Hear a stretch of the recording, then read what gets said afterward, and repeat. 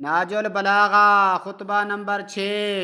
جب آپ کو مشورہ دیا گیا کہ طلحہ و زبیر کا پیچھا نہ کریں اور ان سے جنگ کے لیے بندوبست نہ کریں تو امیر المومنین نے فرمایا، خدا کی قسم میں اس بجو کی مانند نہیں ہو سکتا جس کا شکاری مسلسل کھٹکھٹاتا رہتا ہے اور وہ آنکھ بند کیے پڑا رہتا ہے یہاں تک کہ گھات لگانے والا اسے پکڑ لیتا ہے۔ میں حق کی طرف آنے والوں کے ذریعہ انحراف کرنے والوں پر اور اطاعت کرنے والوں کے سہارے نافرمانی کرنے والوں پر مسلسل ضرب لگاتا رہوں گا یہاں تک کہ میرا آخری دن آ جائے۔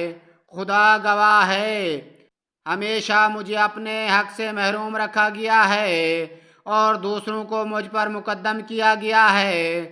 سرکار دو عالم کے انتقال سے لے کر آج تک یہ سلسلہ جاری ہے۔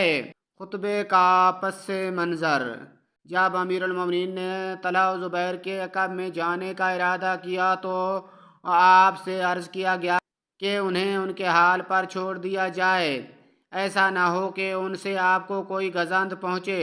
تو اس کے جواب میں آپ نے یہ کلمات ارشاد فرمائے جن کا محاصل یہ ہے کہ میں کب تک اپنا حق چھنتا ہوا دیکھتا رہوں گا اور خاموش بیٹھا رہوں گا؟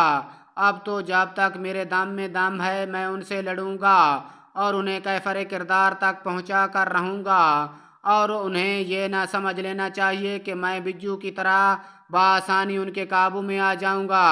بجو کی وضاحت: بجو بڑا سیدھا سادہ اور بڑا بے وقوف سا جانور ہوتا ہے۔ اگر کسی کی انتہائی حماقت دکھانا مقصود ہو تو یہ کہا جاتا ہے فلاں تو بجو سے بھی زیادہ بے وقوف ہے۔